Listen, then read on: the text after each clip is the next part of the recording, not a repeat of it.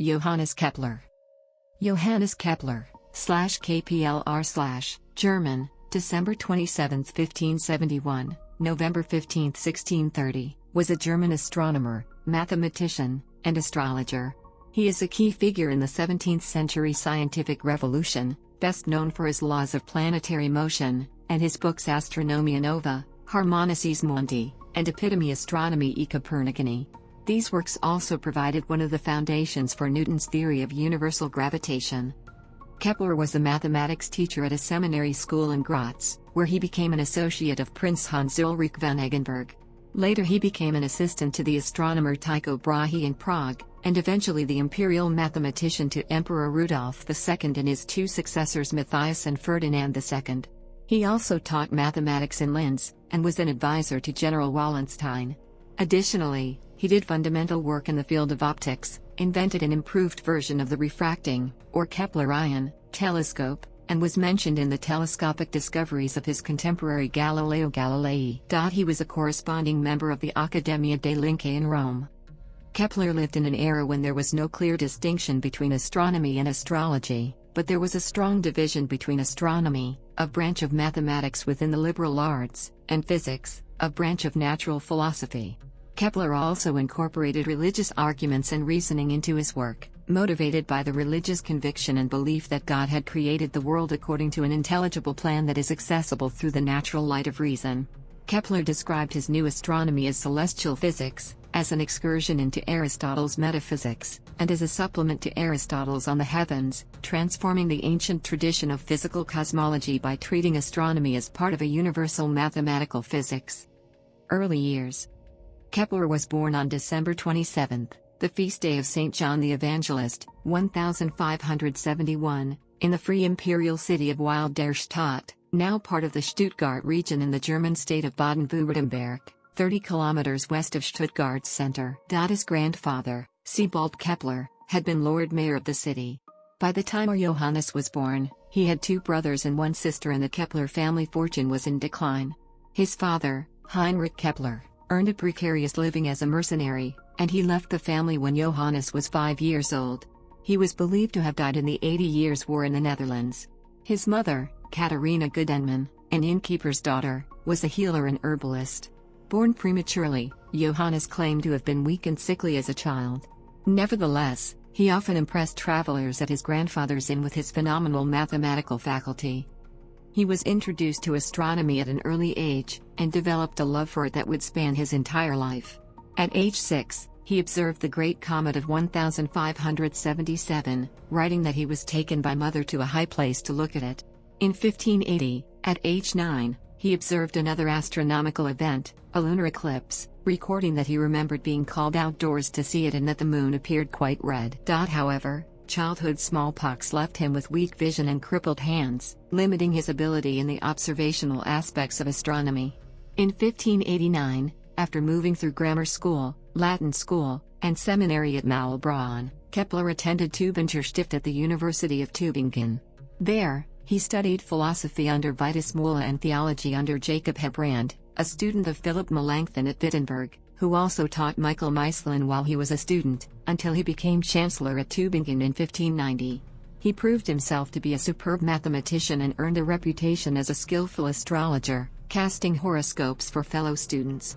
Under the instruction of Michael Maestlin, Tübingen's professor of mathematics from 1583 to 1631, he learned both the Ptolemaic system and the Copernican system of planetary motion. He became a Copernican at that time. In a student disputation, he defended heliocentrism from both the theoretical and theological perspective, maintaining that the sun was the principal source of motive power in the universe. Despite his desire to become a minister, near the end of his studies, Kepler was recommended for a position as teacher of mathematics and astronomy at the Protestant school in Gratz. He accepted the position in April 1594, at the age of 23. Gratz, 1594 to 1600. Mysterium Cosmographicum.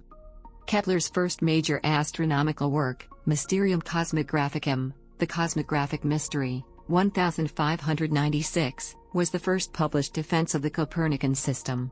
Kepler claimed to have had an epiphany on July 19, 1595, while teaching in Gratz. Demonstrating the periodic conjunction of Saturn and Jupiter in the zodiac, he realized that regular polygons bound one inscribed and one circumscribed circle at definite ratios, which, he reasoned, might be the geometrical basis of the universe. After failing to find a unique arrangement of polygons that fit known astronomical observations, even with extra planets added to the system, Kepler began experimenting with three-dimensional polyhedra. He found that each of the 5 Platonic solids could be inscribed and circumscribed by spherical orbs. Nesting these solids, each encased in a sphere, within one another would produce 6 layers, corresponding to the 6 known planets: Mercury, Venus, Earth, Mars, Jupiter, and Saturn. By ordering the solids selectively, octahedron, icosahedron, dodecahedron, tetrahedron, cube, Kepler found that the spheres could be placed at intervals corresponding to the relative sizes of each planet's path, assuming the planets circle the Sun. Kepler also found a formula relating the size of each planet's orb to the length of its orbital period. From inner to outer planets, the ratio of increase in orbital period is twice the difference in orb radius. However, Kepler later rejected this formula, because it was not precise enough. As he indicated in the title, Kepler thought he had revealed God's geometrical plan for the universe. Much of Kepler's enthusiasm for the Copernican system stemmed from his theological convictions about the connection between the physical and the spiritual. The universe itself was an image of God, with the Sun corresponding to the Father, the stellar sphere to the Sun, and the intervening space between to the Holy Spirit. His first manuscript of Mysterium contained an extensive chapter reconciling heliocentrism with biblical passages that seemed to support geocentrism. With the support of his mentor Michael Maestlin, Kepler received permission from the Tübingen University Senate to publish his manuscript, pending removal of the Bible exegesis and the addition of a simpler, more understandable description of the Copernican system as well as Kepler's new ideas. Mysterium was published late in 1596, and Kepler received his copies and began sending them to prominent astronomers and patrons early in 1597. It was not widely read, but it established Kepler's reputation as a highly skilled astronomer. The effusive dedication, to powerful patrons as well as to the men who controlled his position in Gratz, also provided a crucial doorway into the patronage system. Though the details would be modified in light of his later work, Kepler never relinquished the Platonist polyhedral spherist cosmology of Mysterium Cosmographicum. His subsequent main astronomical works were in some sense only further developments of it, concerned with finding more precise inner and outer dimensions for the spheres by calculating the eccentricities of the planetary orbits within it. In 1621, Kepler published an expanded second edition of Mysterium, half as long again as the first, detailing in footnotes the corrections and improvements he had achieved in the 25 years since its first publication. In terms of the impact of Mysterium, it can be seen as an important first step in modernizing the theory proposed by Nicolaus Copernicus in his De Revolutionibus Orbium Coelestium. Whilst Copernicus sought to advance a heliocentric system in this book, he resorted to Ptolemaic devices, viz., epicycles and eccentric circles, in order to explain the change in planets' orbital speed, and also continued to use as a point of reference the center of the Earth's orbit rather than that of the Sun as an aid to calculation and in order not to confuse the reader by diverging too much from Ptolemy. Modern astronomy owes much to Mysterium Cosmographicum, despite flaws in its main thesis, since it represents the first step in cleansing the Copernican system of the remnants of the Ptolemaic theory still clinging to it. Marriage to Barbara Mola. In December 1595, Kepler was introduced to Barbara Mola, a 23-year-old widow, twice over, with a young daughter, Regina Lawrence, and he began courting her. Mola, an heiress to the estates of her late husbands, was also the daughter of a successful mill owner. Her father Jobst initially opposed a marriage. Even though Kepler had inherited his grandfather's nobility, Kepler's poverty made him an unacceptable match. Jobst relented after Kepler completed work on Mysterium, but the engagement nearly fell apart while Kepler was away tending to the details of publication. However, Protestant officials, who had helped set up the match, pressured the Müllers to honor their agreement. Barbara and Johannes were married on April 27, 1597. In the first years of their marriage, the Keplers had 2 children, Heinrich and Susanna, both of whom died in infancy. In 1602, they had a daughter, Susanna, in 1604, a son, Friedrich, and in 1607, another son, Ludwig. Other research. Following the publication of Mysterium and with the blessing of the Gratz school inspectors, Kepler began an ambitious program to extend and elaborate his work. He planned 4 additional books, one on the stationary aspects of the universe, the sun and the fixed stars, one on the planets and their motions, one on the physical nature of planets and the formation of geographical features, focused especially on Earth, and one on the effects of the heavens on the Earth, to include atmospheric optics, meteorology, and astrology. He also sought the opinions of many of the astronomers to whom he had sent Mysterium, among them Remarus Ursus, Nicolaus Reimersbauer, the imperial mathematician to Rudolf II and a bitter rival of Tycho Brahe. Ursus did not reply directly, but republished Kepler's flattering letter to pursue his priority dispute over what is now called the Tychonic system with Tycho.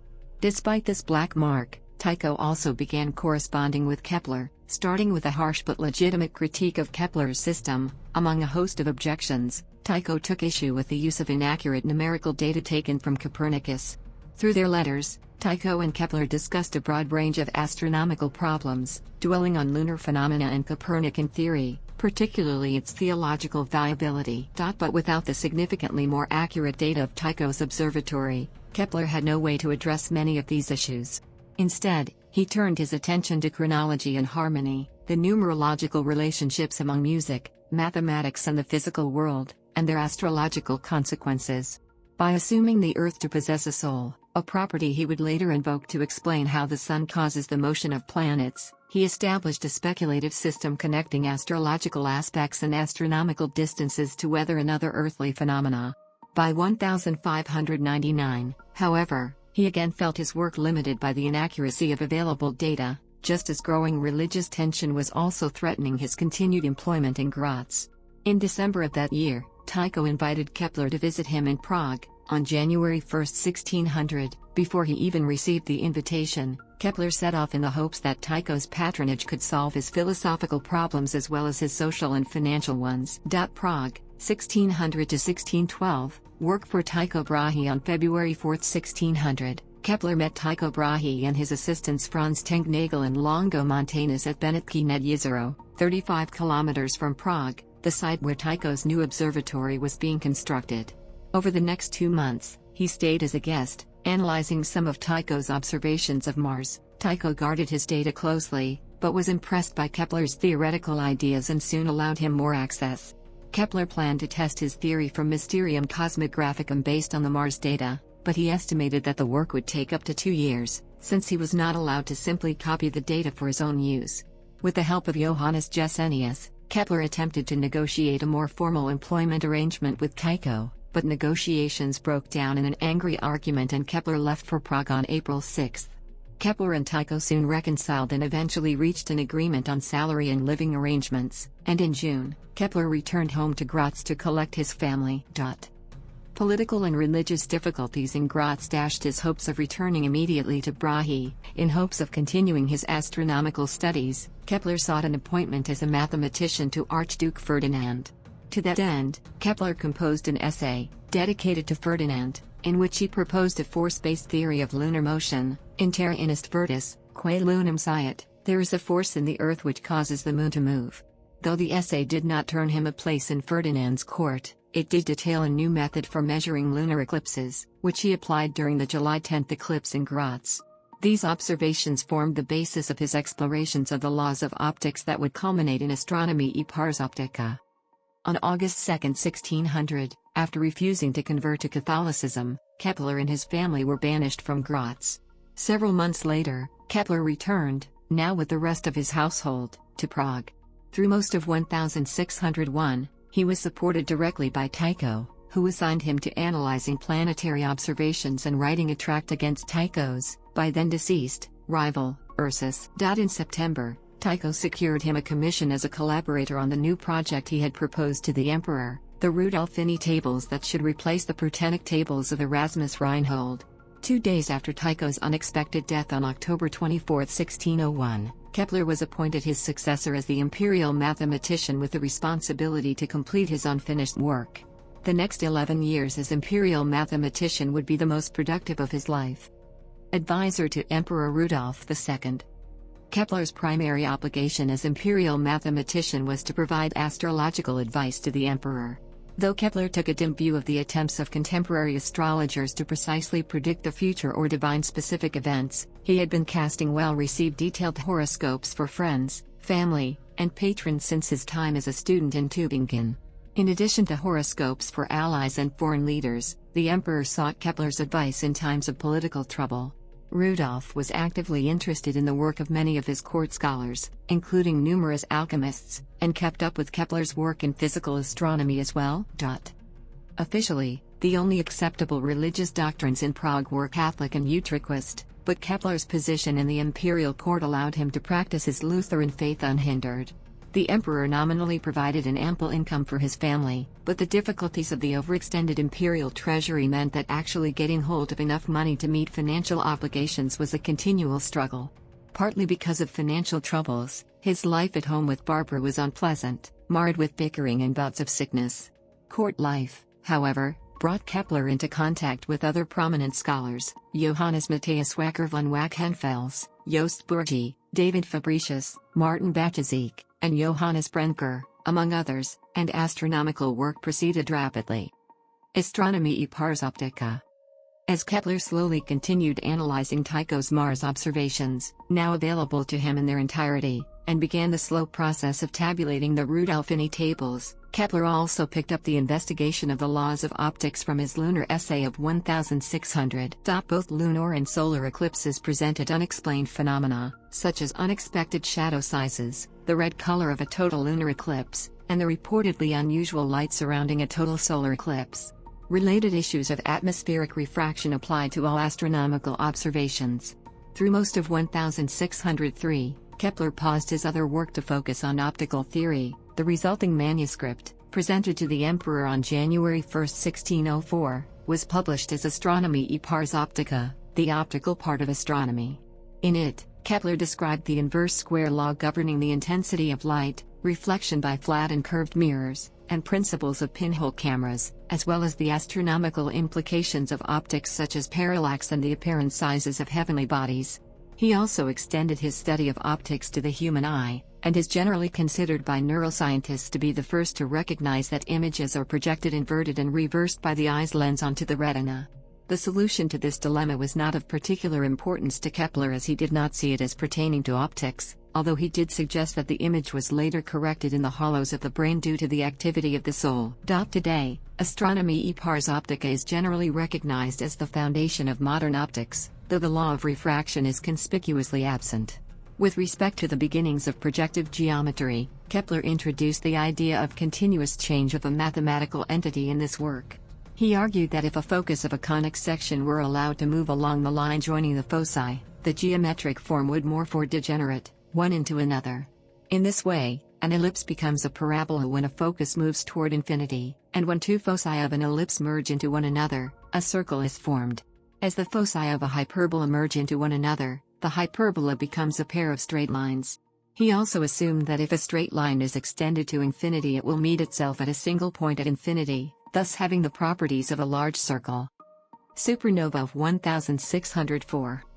In October 1604, a bright new evening star, SN 1604, appeared, but Kepler did not believe the rumors until he saw it himself. Kepler began systematically observing the nova.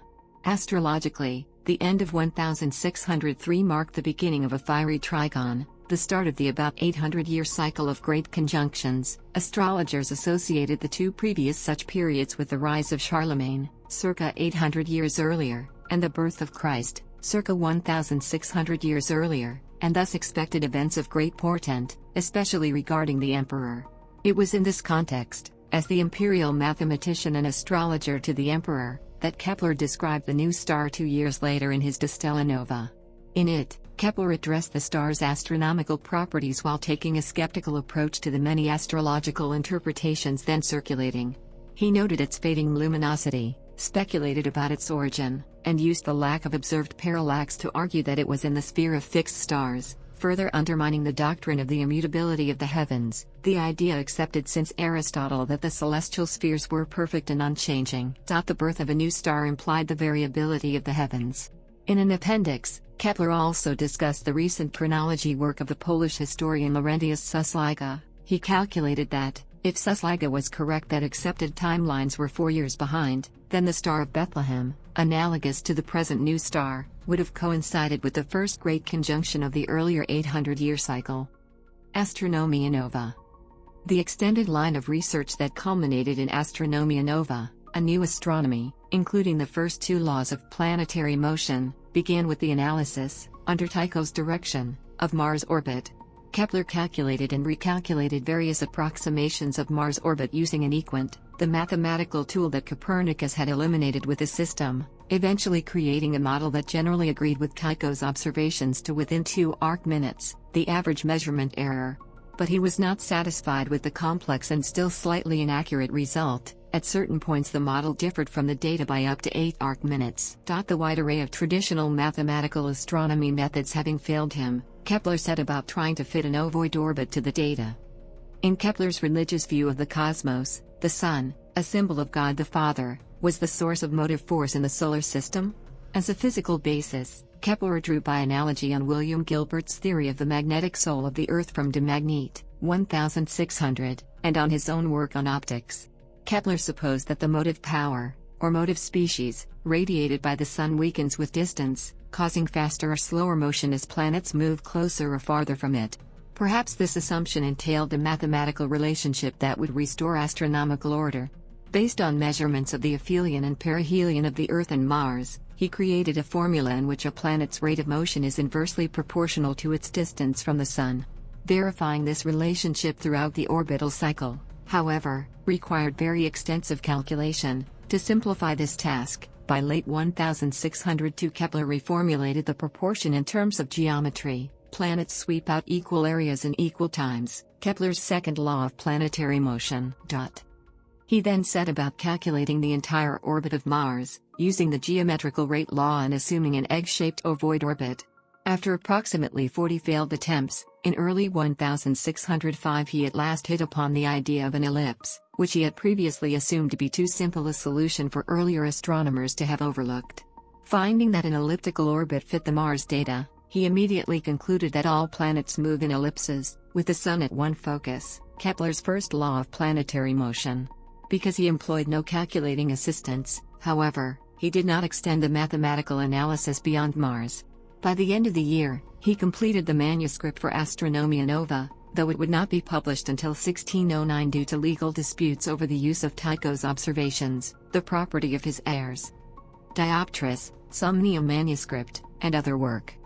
In the years following the completion of Astronomia Nova, most of Kepler's research was focused on preparations for the Rudolphini Tables and a comprehensive set of ephemerides, specific predictions of planet and star positions, based on the table, though neither would be completed for many years. He also attempted, unsuccessfully, to begin a collaboration with Italian astronomer Giovanni Antonio Magini.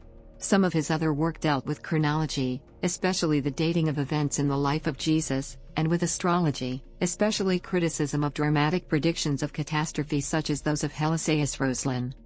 Kepler and Roslin engaged in a series of published attacks and counterattacks, while physician Philip Vesalius published a work dismissing astrology altogether, and Roslin's work in particular.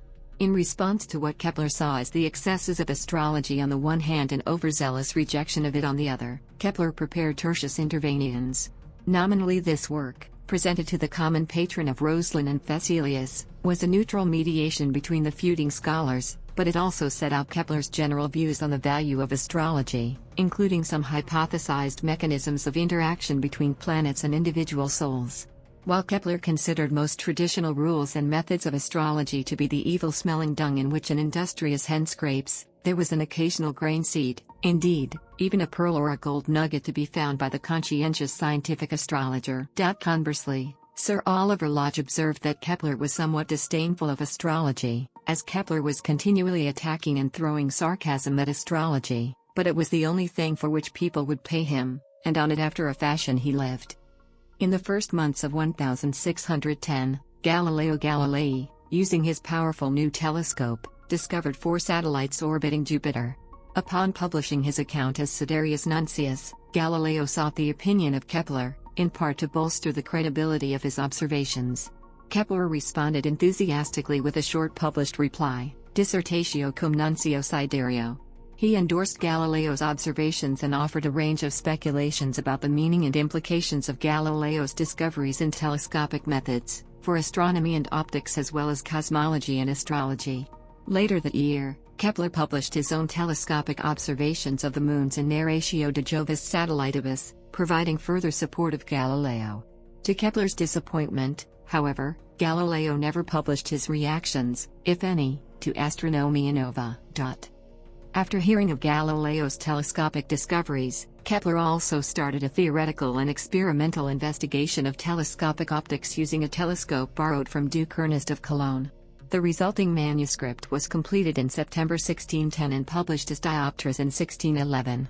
In it, Kepler set out the theoretical basis of double convex converging lenses and double concave diverging lenses, and how they are combined to produce a Galilean telescope, as well as the concepts of real versus virtual images, upright versus inverted images, and the effects of focal length on magnification and reduction. He also described an improved telescope, now known as the astronomical or Keplerian telescope, in which two convex lenses can produce higher magnification than Galileo's combination of convex and concave lenses. Around 1611, Kepler circulated a manuscript of what would eventually be published, posthumously, as Somnium. Part of the purpose of Somnium was to describe what practicing astronomy would be like from the perspective of another planet, to show the feasibility of a non-geocentric system. The manuscript, which disappeared after changing hands several times, described a fantastic trip to the moon. It was part allegory, part autobiography, and part treatise on interplanetary travel, and is sometimes described as the first work of science fiction. Years later, a distorted version of the story may have instigated the witchcraft trial against his mother, as the mother of the narrator consults a demon to learn the means of space travel. Following her eventual acquittal, Kepler composed 223 footnotes to the story, several times longer than the actual text, which explained the allegorical aspects as well as the considerable scientific content, particularly regarding lunar geography, hidden within the text. Work in mathematics and physics.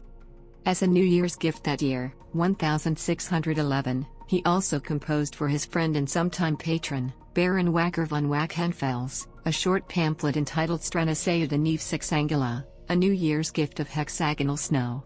In this treatise, he published the first description of the hexagonal symmetry of snowflakes and, extending the discussion into a hypothetical atomistic physical basis for the symmetry, posed what later became known as the Kepler conjecture, a statement about the most efficient arrangement for packing spheres.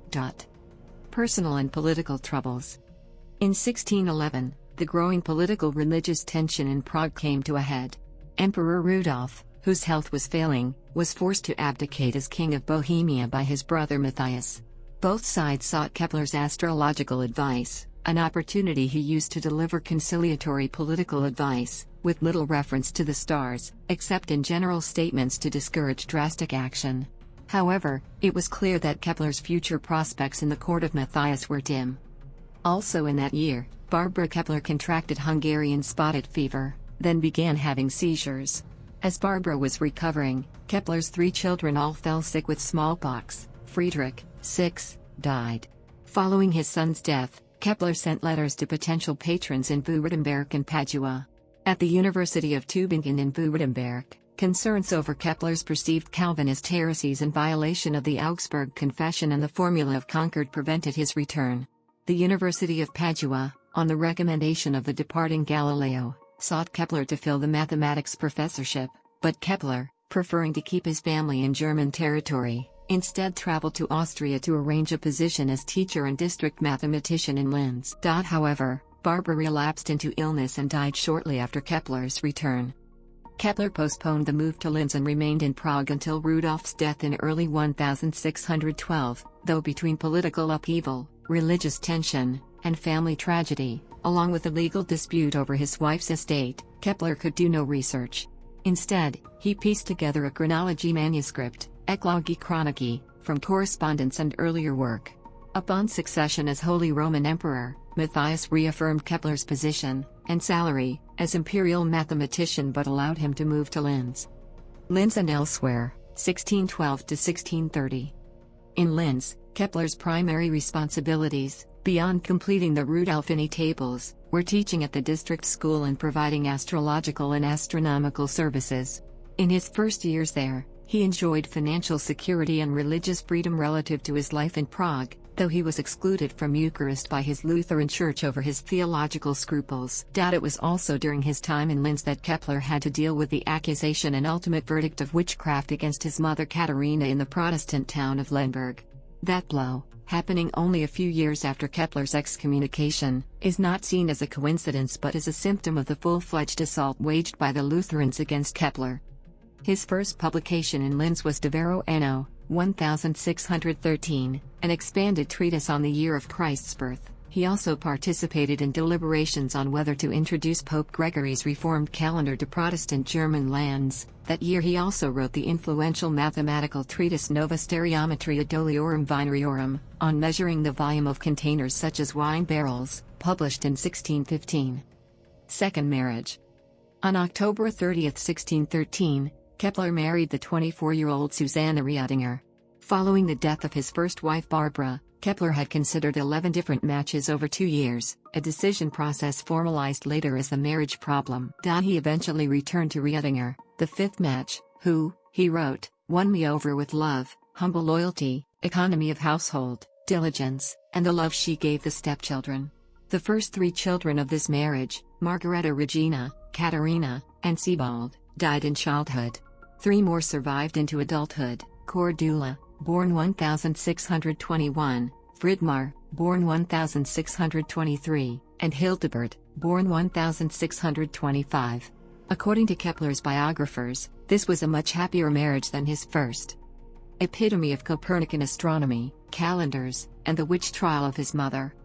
Since completing the Astronomia Nova, Kepler had intended to compose an astronomy textbook. In 1615, he completed the first of 3 volumes of Epitome Astronomiae Copernicanae. Epitome of Copernican Astronomy, the first volume, Book I3, was printed in 1617, the second, Book 4, in 1620, and the third, Books V7, in 1621. Despite the title, which referred simply to heliocentrism, Kepler's textbook culminated in his own ellipse-based system. The Epitome became Kepler's most influential work. It contained all 3 laws of planetary motion and attempted to explain heavenly motions through physical causes. Though it explicitly extended the first 2 laws of planetary motion, applied to Mars in Astronomia Nova, to all the planets as well as the Moon and the Medicean satellites of Jupiter, it did not explain how elliptical orbits could be derived from observational data. As a spin-off from the Rudolphini Tables and the related ephemerides, Kepler published astrological calendars, which were very popular and helped offset the costs of producing his other work, especially when support from the imperial treasury was withheld. In his calendars, 6 between 1617 and 1624, Kepler forecast planetary positions and weather as well as political events. The latter were often cannily accurate, thanks to his keen grasp of contemporary political and theological tensions. By 1624, however, the escalation of those tensions and the ambiguity of the prophecies meant political trouble for Kepler himself. His final calendar was publicly burned in Gratz. In 1615, Ursula Reingold, a woman in a financial dispute with Kepler's brother Christoph, claimed Kepler's mother Katharina had made her sick with an evil brew. The dispute escalated, and in 1617 Katharina was accused of witchcraft. Witchcraft trials were relatively common in Central Europe at this time. Beginning in August 1620, she was imprisoned for 14 months. She was released in October 1621, thanks in part to the extensive legal defense drawn up by Kepler. The accusers had no stronger evidence than rumors. Katharina was subjected to territio verbalis, a graphic description of the torture awaiting her as a witch, in a final attempt to make her confess. Throughout the trial, Kepler postponed his other work to focus on his harmonic theory. The result, published in 1619, was Harmonices Mundi, Harmony of the World. Harmonices Mundi. Kepler was convinced that the geometrical things had provided the Creator with the model for decorating the whole world.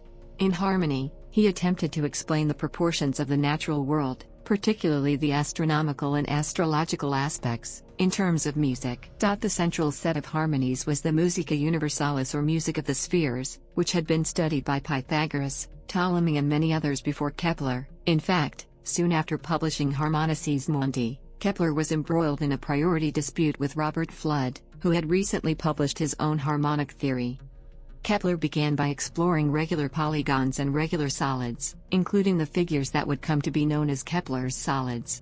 From there, he extended his harmonic analysis to music, meteorology, and astrology. Harmony resulted from the tones made by the souls of heavenly bodies, and in the case of astrology, the interaction between those tones and human souls. In the final portion of the work, Book B, Kepler dealt with planetary motions, especially relationships between orbital velocity and orbital distance from the Sun. Similar relationships had been used by other astronomers, but Kepler, with Tycho's data and his own astronomical theories, treated them much more precisely and attached new physical significance to them. Among many other harmonies, Kepler articulated what came to be known as the third law of planetary motion.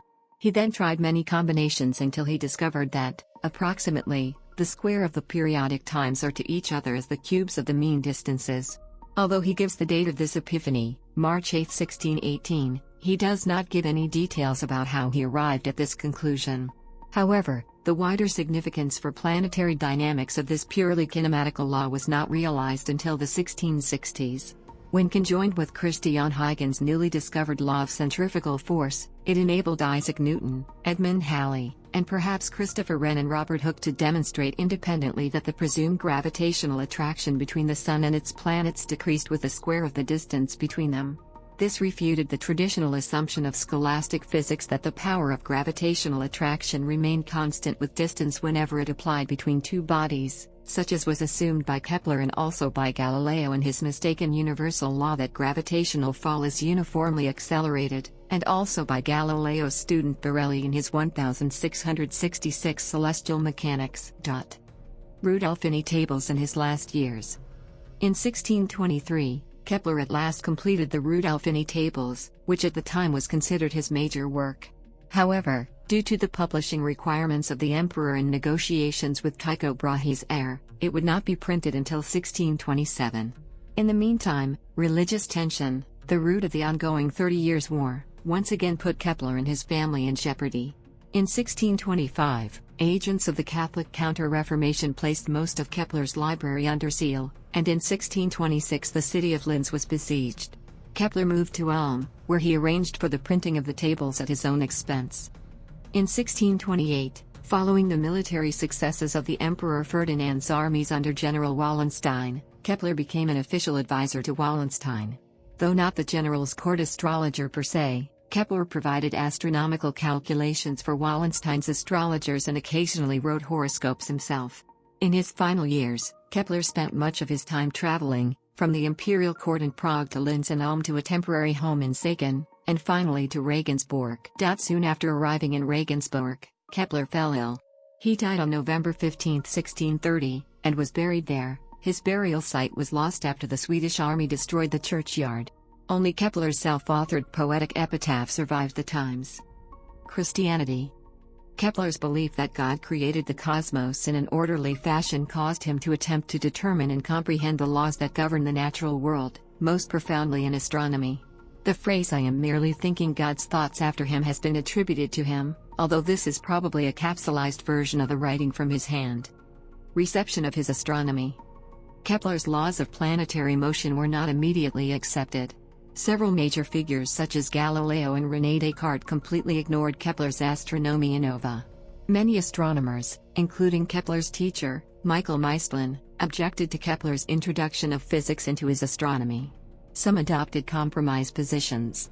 Ismael Bulyaldis accepted elliptical orbits but replaced Kepler's area law with uniform motion in respect to the empty focus of the ellipse, while Seth Ward used an elliptical orbit with motions defined by an equant. Several astronomers tested Kepler's theory, and its various modifications, against astronomical observations.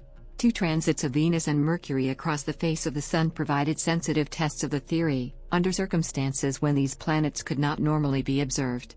In the case of the transit of Mercury in 1631, Kepler had been extremely uncertain of the parameters for Mercury, and advised observers to look for the transit the day before and after the predicted date. Pierre Gassendi observed the transit on the date predicted, a confirmation of Kepler's prediction. This was the first observation of a transit of Mercury. However, his attempt to observe the transit of Venus just 1 month later was unsuccessful due to inaccuracies in the Rudolphini Tables. Gassendi did not realize that it was not visible from most of Europe, including Paris. Jeremiah Horrocks, who observed the 1639 Venus transit, had used his own observations to adjust the parameters of the Keplerian model, predicted the transit, and then built apparatus to observe the transit. He remained a firm advocate of the Keplerian model. Epitome of Copernican Astronomy was read by astronomers throughout Europe, and following Kepler's death, it was the main vehicle for spreading Kepler's ideas. In the period 1630 to 1650, this book was the most widely used astronomy textbook, winning many converts to ellipse-based astronomy. However, few adopted his ideas on the physical basis for celestial motions. In the late 17th century, a number of physical astronomy theories drawing from Kepler's work, notably those of Giovanni Alfonso Borelli and Robert Hooke, began to incorporate attractive forces, though not the quasi-spiritual motive species postulated by Kepler, and the Cartesian concept of inertia. This culminated in Isaac Newton's Principia Mathematica, 1687, in which Newton derived Kepler's laws of planetary motion from a force-based theory of universal gravitation. Historical and cultural legacy. History of science. Beyond his role in the historical development of astronomy and natural philosophy, Kepler has loomed large in the philosophy and historiography of science. Kepler and his laws of motion were central to early histories of astronomy such as Jean-Étienne Montucla's 1758 Histoire des mathématiques and Jean-Baptiste Delambra's 1821 Histoire de l'astronomie moderne. These and other histories written from an Enlightenment perspective treated Kepler's metaphysical and religious arguments with skepticism and disapproval, but later Romantic-era natural philosophers viewed these elements as central to his success. William Whewell, in his influential History of the Inductive Sciences of 1837, found Kepler to be the archetype of the inductive scientific genius. In his Philosophy of the Inductive Sciences of 1840, Whewell held Kepler up as the embodiment of the most advanced forms of scientific method. Similarly, Ernst Friedrich Appelt, the first to extensively study Kepler's manuscripts, after their purchase by Catherine the Great, identified Kepler as a key to the revolution of the sciences. Appelt, who saw Kepler's mathematics, aesthetic sensibility, physical ideas, and theology as part of a unified system of thought, produced the first extended analysis of Kepler's life and work. Alexander Coir's work on Kepler was, after Appelt, the first major milestone in historical interpretations of Kepler's cosmology and its influence. In the 1930s and 1940s, Coir, and a number of others in the first generation of professional historians of science, described the scientific revolution as the central event in the history of science, and Kepler as perhaps the, central figure in the revolution. Coir placed Kepler's theorization, rather than his empirical work, at the center of the intellectual transformation from ancient to modern worldviews. Since the 1960s, the volume of historical Kepler scholarship has expanded greatly, including studies of his astrology and meteorology, his geometrical methods, the role of his religious views in his work, his literary and rhetorical methods, his interaction with the broader cultural and philosophical currents of his time, and even his role as an historian of science. Philosophers of science, such as Charles Sanders Peirce, Norwood Russell Hanson, Stephen Tolman, and Karl Popper, have repeatedly turned to Kepler. Examples of incommensurability, analogical reasoning, falsification, and many other philosophical concepts have been found in Kepler's work. Physicist Wolfgang Pauli even used Kepler's priority dispute with Robert Fludd to explore the implications of analytical psychology on scientific investigation. Additions and translations. Modern translations of a number of Kepler's books appeared in the late 19th and early 20th centuries. The systematic publication of his collected works began in 1937, and is nearing completion in the early 21st century. An edition in 8 volumes, Kepleri Opera Omnia, was prepared by Christian Frisch, 1807–1881, during 1858–1871, on the occasion of Kepler's 300th birthday. Frisch's edition only included Kepler's Latin, with a Latin commentary. A new edition was planned beginning in 1914 by Walter van Dyck, 1856 to 1934. Dyck compiled copies of Kepler's unedited manuscripts, using international diplomatic contacts to convince the Soviet authorities to lend him the manuscripts kept in Leningrad for photographic reproduction. These manuscripts contained several works by Kepler that had not been available to Frisch. Dyck's photographs remain the basis for the modern editions of Kepler's unpublished manuscripts. Max Casper, 1880 to 1956, published his German translation of Kepler's Mysterium Cosmographicum in 1923. Both Dyck and Casper were influenced in their interest in Kepler by mathematician Alexander von Brill, 1842 to 1935. Casper became Dyck's collaborator, succeeding him as project leader in 1934, establishing the Kepler Commission in the following year. Assisted by Martha List, 1908 to 1992, and Franz Hammer, 1898 to 1979, Casper continued editorial work during World War II. Max Casper also published a biography of Kepler in 1948. The commission was later chaired by Volker Bauhaus, during 1976 to 2003, and Ulrich Grigel, during 1984 to 1999, and Roland Puhliersch, 1998 to 2014. Popular science and historical fiction. Kepler has acquired a popular image as an icon of scientific modernity and a man before his time. Science popularizer Carl Sagan described him as the first astrophysicist and the last scientific astrologer. The debate over Kepler's place in the scientific revolution has produced a wide variety of philosophical and popular treatments. One of the most influential is Arthur Koestler's 1959 The Sleepwalkers, in which Kepler is unambiguously the hero, morally and theologically as well as intellectually, of the revolution.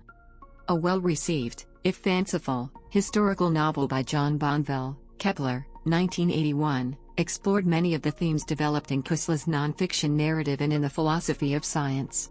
Somewhat more fanciful is a recent work of non-fiction, Heavenly Intrigue, 2004, suggesting that Kepler murdered Tycho Brahe to gain access to his data. Veneration and eponymy.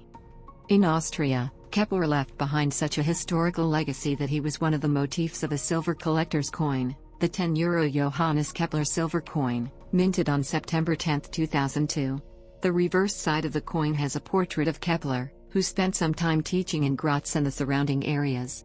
Kepler was acquainted with Prince Hans Ulrich von Eggenberg personally, and he probably influenced the construction of Eggenberg Castle, the motif of the obverse of the coin. In front of him on the coin is the model of nested spheres and polyhedra from Mysterium Cosmographicum.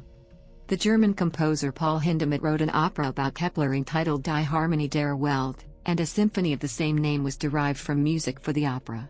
Philip Glass wrote an opera called Kepler based on Kepler's life, 2009. Kepler is honored together with Nicolaus Copernicus with a feast day on the liturgical calendar of the Episcopal Church, USA, on May 23. Directly named for Kepler's contribution to science are Kepler's laws of planetary motion, Kepler's supernova, supernova 1604, which he observed and described, and the Kepler solids, a set of geometrical constructions, two of which were described by him, and the Kepler conjecture on sphere packing. Works. A critical edition of Kepler's collected works, Johannes Kepler Gesammelte Werke, KGW, in 22 volumes is being edited by the Kepler Kommission, founded 1935, on behalf of the Bayerische Akademie der Wissenschaften. The Kepler Kommission also publishes Bibliographia Kepleriana, 2nd ed. List, 1968, a complete bibliography of editions of Kepler's works, with a supplementary volume to the 2nd edition, ed. Hamel 1998 edition, ed. Hamel 1998 edition, ed. Hamel 1998 edition, ed. Hamel 1998 edition, ed. Hamel 1998 edition, ed. Hamel 19